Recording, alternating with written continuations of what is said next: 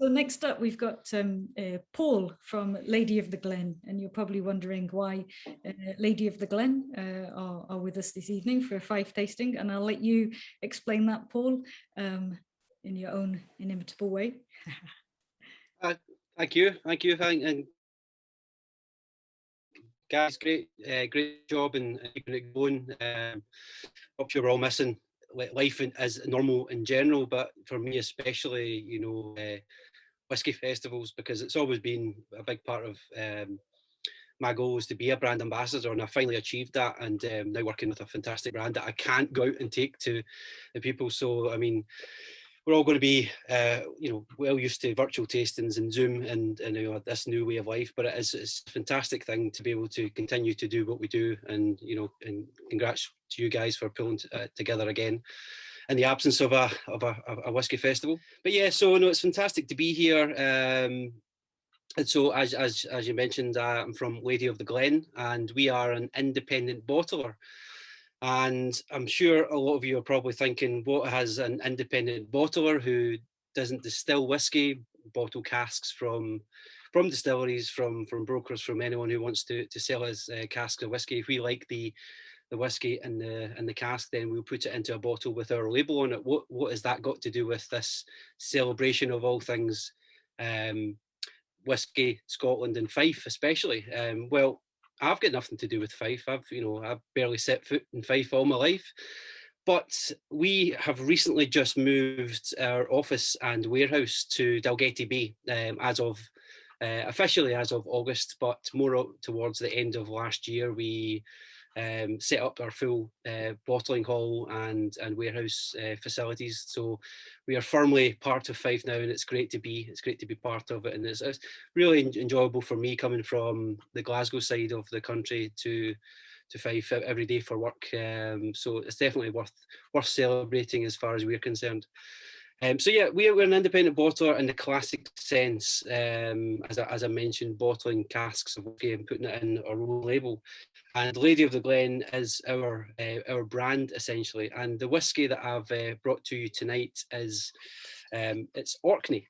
Now, so it's a single cask from a distillery on Orkney that we are not allowed to use the name.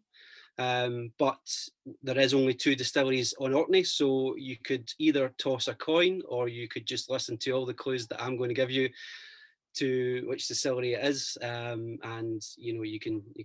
I mean, probably we could say what distillery it is anyway. It's certainly not allowed to put it on our label, but more than happy to disclose that as long as it stays within these walls, or else I'll have to come and kill you. That's as simple as that. So you can take that that risk if you like. But this is as I say, it's from a distillery in Orkney. Yep, there's a lovely picture. That's very good.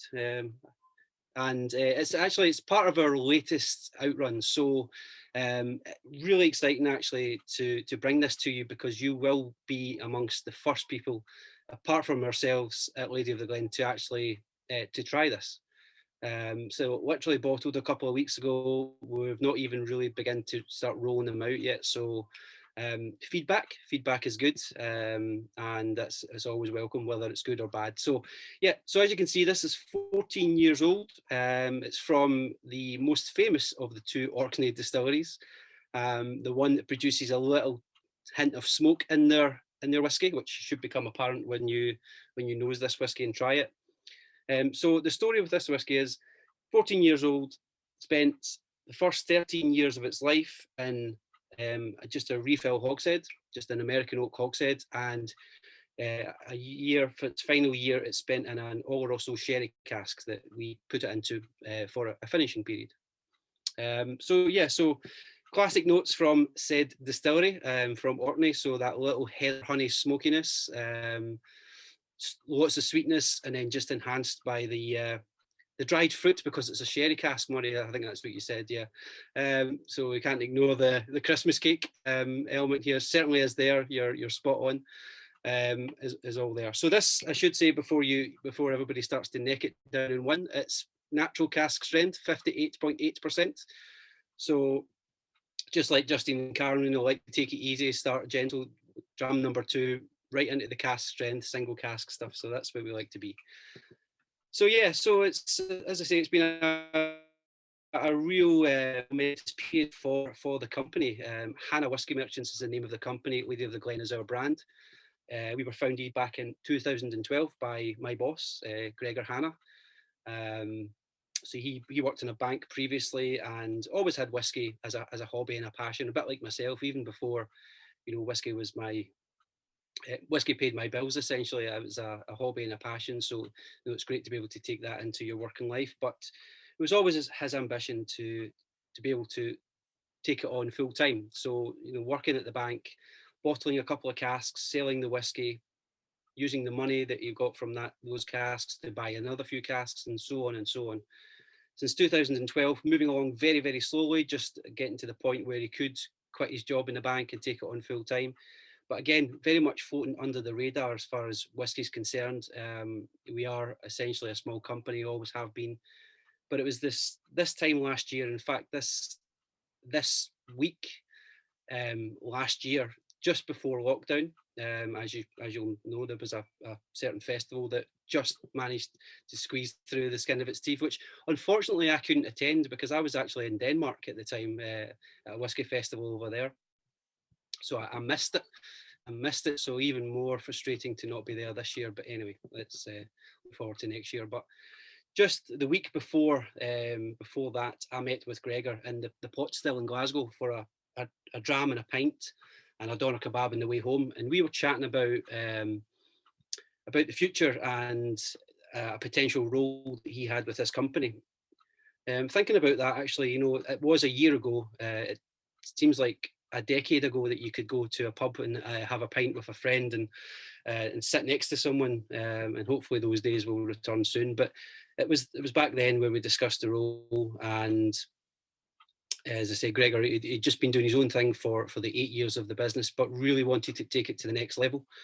And by taking on somebody like myself with a bit of experience from other independent bottlers and other parts of the industry as well, looking to take it on. So, you might not have heard of the brand before, but we hope that certainly within the UK, we should start to see a bit more presence. And certainly having our own warehouse in Dalgety Bay and Bottling Hall allows us to really keep going with our ethos, which is all about authenticity, transparency, and a lot of honesty in what we do. Everything you see on the label is straightforward, it's straight to the point, and it's about giving you as much information as you can to enjoy the whiskey that you've got. And certainly, as I say, having our own staff in Fife has certainly really taken us to the next level. Being able to casks and re-rack casks from one cask to the next in our own warehouse, and just have that full control from cask to bottle. Anyway, as I say, so it's just been released as part of our quarter outrun for 2021. Feedback is good. That's what I want to know, what you think about it, and certainly hope that you enjoy the whiskey. And of course, I'll be hanging around as well. I've got my own tasting going on here to the side of some whiskies as well. So like Murray said, I'll be here to answer questions if you've got them going forward. As I say, 10 minutes is not is trying to fit everything in, of course, but we can't tell the history and story in 10 minutes. So fire them on. Yeah. So we've got cheers, Paul. Thank you. Cheers. We've got some great tasting notes here. We've got furniture polish, sandalwood on the nose from Jean and Eddie. Also marmalade pudding. I think that's a good shout. And then a little bit further on, treacle sponge and KK. I'm not sure who KK is, but we've got buckwheat pancakes and roasted hazelnuts. That's a good one. Has anybody else got anything they'd like to add to that? What do we think of this dram? Off you go, John C. Yeah, I love it. It's really good. It's more smoky than I would expect for this unnamed distillery, but yeah, it's fantastic. It's really good. Paul, how much would this retail at? Good question. Probably the right side of 100, just about. Sure. Yeah, it's always interesting when you're dealing with single casks, or people with the telly now. Automatic that I call this a single cask because we bottled the contents of one cask, so automatically you're thinking single casks. But the SWA, the Scotch Whisky Association, and to be honest, in my opinion, quite rightly, are trying to tighten the definition of that. So the fact that it's been moved from one cask to the next re-racked means that it's technically not a single cask anymore because it's not fully mature in one cask. But for all intents and purposes, this is a bottling from one cask. 348 bottles we got from this, so it's very easy to compare the prices, things like that, with distillery bottlings, etc. But it's the uniqueness that gives this its USP at the end of the day.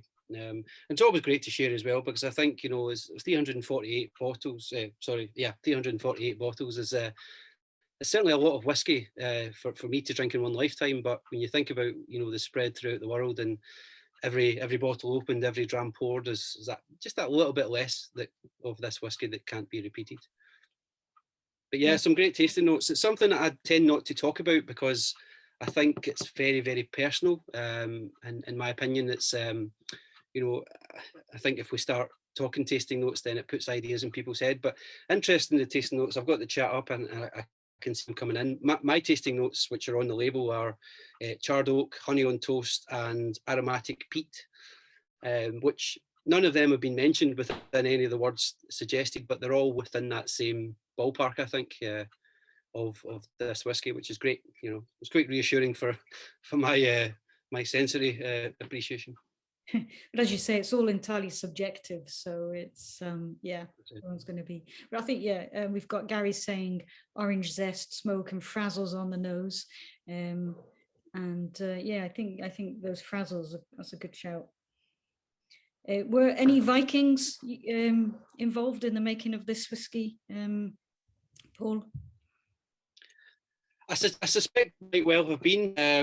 We're not as clever marketeers as the ones who you like to talk about the Viking stories, but I'm pretty sure that was at some point in its life this whiskey maybe crossed paths with a shield wall or something like that. I don't know. Gianluigi and Teresa are saying leathery, dried figs and plum, chocolate, orange chocolate, and a big yum at the end. So yeah, I think this is a very yummy whiskey. It could just a bit moreish, isn't it?